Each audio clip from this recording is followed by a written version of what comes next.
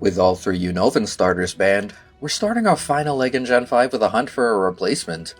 Thanks to the state of the ban list, we have to head all the way over to the Flockacy Ranch. I hope I catch Riolu. It'd be the perfect answer to Charon. Ooh. Well, that's okay. It'll be tough, but Dot might prove to be a beast with enough hard work. Ooh. As per the rules, the Azurill line has joined the ban list.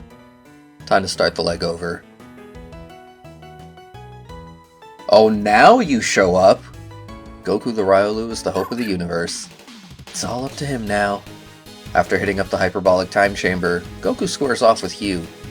Tepig doesn't stand a chance, and we hit all of our story beats before challenging the Espertia gym. The gym trainers push Goku right to the cap, and we get our battle with Charon underway. Goku uses his Oran Berry and hits level 14 as we take Patrat out. After using workup and doing big damage to us with Tackle, Lillipup falls to Goku's counterattack, netting us the badge. I think it's safe to say we'll be okay, now that we've passed the point where Dot fell not so long ago. The Rustling Grass mechanic is activated with Badge 1 in hand, opening up an eligible encounter on Route 20. Joy the Audino joins the team and has a lot of catching up to do as we head to Verbank City next. We find and catch Sparkplug the Elekid in the Verbank complex and train the team up to challenge Roxy. Sparkplug kicks things off, using Shockwave to defeat Coughing. I send Joy and a Swirlipede sent out, chipping away at it with Return before getting Goku to end the battle. Our next skirmish with Team Plasma is quickly dealt with, and we get a move on to Castelia City next. The team continues to power up as we battle in and around the city, taking Team Plasma on in the sewers as well. Once they're out of the picture, we head into the Relic Passage, adding Edward the Drillbird to the team. The gang takes on the Castelia gym trainers next, and Goku evolves into Lucario. A quick return to the sewers results in the capture of Slimeball the Grimer. We head to Route 4 early and catch Daruk the Darumaka, then hunker down and grind ahead of a battle with Berg. Goku starts things off, taking Swadloon down with Return. I use Force Palm and then Return as we trade with and take the Ace Levani out, and Dwebble falls to 2 Force Palm for the win. Goku keeps his momentum up as we take Colress on in battle. Magnemite is dropped without getting a single hit in, and Force Palm Oko's Clink. We continue the onslaught as we explore the remainder of Route 4 and then head to the Desert Resort, finding and catching Silva the Sigilif. I've always liked this Pokemon, such a weird little guy. Anka the Yamask joins us from the Relic Castle as well before we finally move on to Nimbasa City. Aside from making some more additions to the reserves in the surrounding areas, the only item on the agenda left is training. Sparkplug evolves into Electabuzz just in time for our gym battle with Elisa. Edward starts strong and uses Rock Slide to Oko Emolga. Dig is then an Oko on Flaffy and Zebstrika, effortlessly ending the battle. As a reward, Edward evolves into Excadrill. The run is officially in the bag now. Excadrill hard carries. Halting our progress to Driftvale City, Hugh and I beat up some more Team Plasma grunts. We then smoke Charles in a triple battle, move on to Driftvale, train, and challenge Clay. I lead with Silva to take the Intimidate debuff before getting Goku to defeat Krokorok. Silva returns to the field as Sandslash is sent out, avoiding Bulldoze. Air Cutter hits hard and we set up Reflect to minimize damage taken before finishing Sandslash off. I send Goku out to trade with Excadrill, then send Silva back out to finish the battle as Reflect fades. We handled Clay nicely, but a Water type would have been incredible there. Hopefully we find one soon. Before that time can arrive, we have to enter the PWT. Hugh, Charon, and Colress are mollywopped just as easily as last time, and Team Plasma arrives to cause a ruckus. Edward rips the grunts apart alongside Hugh and Charon's Pokemon, and the Shadow Triad has us vacate the premises. As we continue on our journey and unlock the ability to surf, I decide to backtrack and catch me a Water type. It's in Verbank City that we find and catch King the Frillish, an excellent addition to this team. King trains to catch up as we work our way back to Chargestone Cave. The team makes it through to Mistralton without issue and training continues, with Daruk evolving into Darmanitan. The team is as strong as they can be ahead of our battle with Skyland No Time.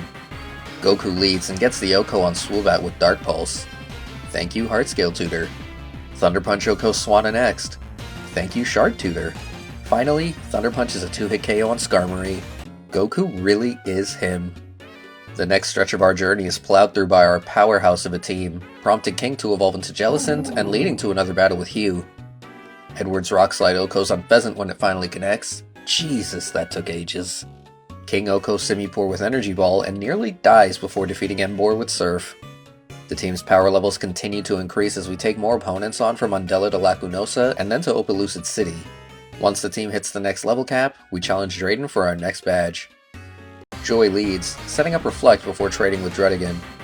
I send Goku in to boost his stats with Work Up while Reflect is active, then use Ice Punch to KO. Flygon falls to Ice Punch next, and Haxorus does as well, securing us badge number 7. Team Plasma's plot kicks into high gear as they besiege the city. We defeat Zinzalin with ease thanks to Daruk's strength, but the Shadow Triads still make their getaway with the DNA Splicers.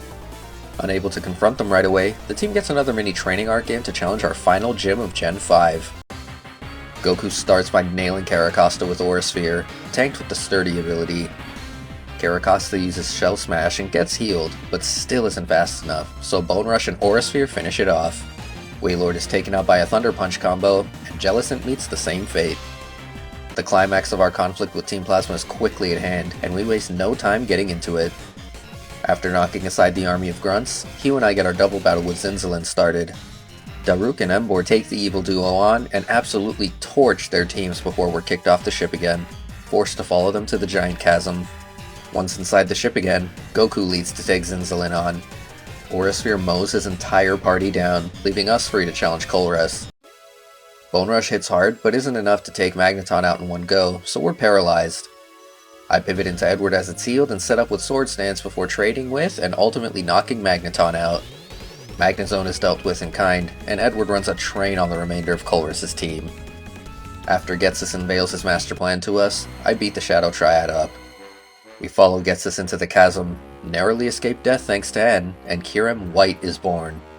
King faces off against the legend and wins without taking any damage, leading into a battle with Getsus. Some Shadow Balls are all it takes to remove Cofagrigus from the picture, and King is able to outdamage and defeat Electros next. Silva takes over as Toxicroak attempts and fails a Sucker Punch, felled by Psychic right after. Getsus' ace Hydreigon is up next, destroyed by Goku's Aura Sphere. Silva avoids Earthquake as he pivots in and defeats Seismitoad, and Edward's Earthquake annihilates Drapion, putting Team Plasma behind us once and for all. The finish line is in sight as we ascend Victory Road, getting into our final battle with Hugh. Rock Slide does an Oko on Pheasant this time around, so we use Sword Stance as he heals and then put the birdie down. Bouffalant isn't a concern anymore, taken out with one Earthquake. Simipour feels the quake and Emboar does too, ending the battle.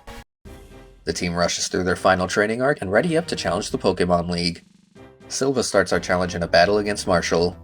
Psychic Goku's thrown Conkeldurr. Sock's sturdy ability slows us down a bit, but he ultimately falls, leaving Mian Xiao free to be deleted for the win. We're off to one hell of a start. Goku takes point as we battle Grimsley next. Liepard gives us a free speed boost with Fake Out before falling to Aura Sphere. Crocodile, Scrafty, and Bisharp then all catch an Aura Sphere to the head to end the battle. Goku always wins in the end. King leads as we challenge Chantal. Cofagrigus survives the Shadow Ball and burns us before being healed. We get the KO with 2 more Shadow Balls anyway. I send Joy out to contend with Drifblim. We set up Light Screen and then use Toxic.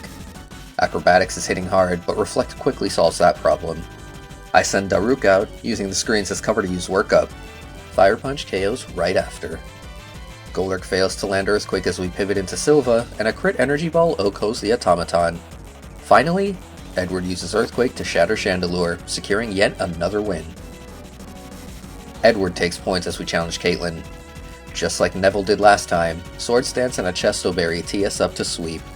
Shadow Claw Okos Musharna, Reuniclus, Sigilif, and Gothitelle, ending the battle with another masterclass performance. This team of ours is on a completely different level. Iris doesn't stand a chance. Goku takes off running with an Oko on Hydreigon to start. King takes over, dealing big damage to Druddigon and lowering its special defense. I pivot into Silva as it's healed and use Psychic to take it out. I use Roost and then Energy Ball, dodging Lapras' Sing, but nearly falling to Ice Beam. I send Goku out to tank the next Ice Beam and KO with Aura Sphere. Aura Sphere Oko's Aggron next. Seriously, this guy is always so free. Goku's Dragon Pulse does massive damage to Haxorus next, but it hangs on with a Focus Sash. Goodbye, friends. Earthquake connects and... Goku, no! I forgot it's even holding an item, let alone a sash. Edward gets revenge with his own Earthquake, and Ironhead Oko's Archeops, bringing Gen 5 to a close. As my favorite generation, these 4 titles did not disappoint. Black and White kept me on my toes with tons of losses throughout, and the sequels were a blast to play through after such a long time. We experienced our first wipe thanks to some majorly unfortunate circumstances, but the team we ended up with in our run back was incredible. Everyone was absolutely monstrous in their own right, but Goku showed up in a big way right from the start. Losing him at the finish line was devastating. Since we used Stealth Rock so much in Black 2, I didn't need to remember Haxorus' Focus Sash. Yeah, that's just how things go sometimes. The Riolu, Drillbur, Darumaka, Frillish lines, plus Audino and Sigilif round out our ban list as we get ready to bust out the 3DS and enter Gen 6. Next time.